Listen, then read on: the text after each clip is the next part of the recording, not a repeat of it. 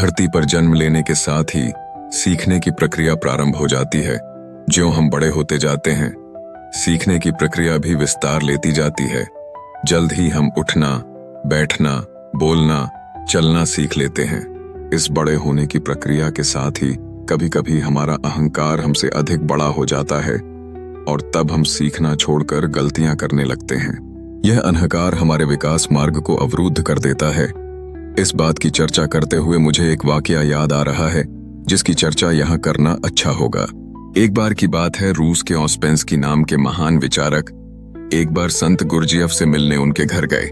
दोनों में विभिन्न विषयों पर चर्चा होने लगी। ऑस्पेंस्की ने संत गुरजियफ से कहा, यूं तो मैंने गहन अध्ययन और अनुभव के द्वारा काफी ज्ञान अर्जित किया है, किंतु मैं कुछ और भी जानना चाहता हूँ। आप मेरी कुछ मदद कर सकते हैं? गुरजियफ को मालूम था कि ऑस्पेंस्की अपने विषय के प्रकांड विद्वान हैं, जिसका उन्हें थोड़ा घमंड भी है, अतः सीधी बात करने से कोई काम नहीं बनेगा।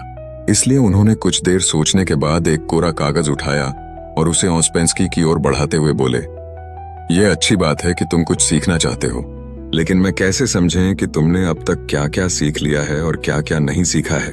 अतः तुम ऐसा करो कि जो कुछ भी जानते हो और जो नहीं जानते हो, उन दोनों के बारे में इस कागज पर लिख दो। जो तुम पहले से ही जानते हो उसके बारे में तो चर्चा करना व्यर्थ है, और जो तुम नहीं जानते उस पर ही चर्चा करना ठीक रहेगा। बात एकदम सरल थी, लेकिन ऑस्पेंस्की के लिए कुछ मुश्किल।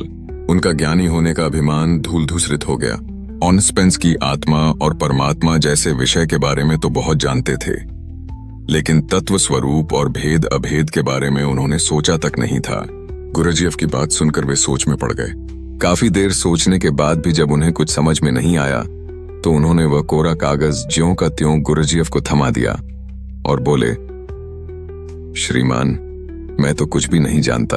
आज आपने मेरी आंखें खोल दी।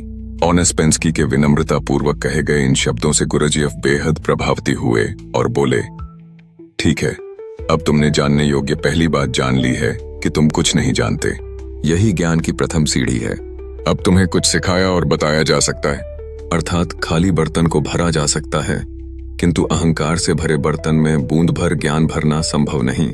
अगर हम खुद को ज्ञान को ग्रहण करने के लिए तैयार रखें तो ज्ञानार्जन के लिए सुपात्र बन सकेंगे।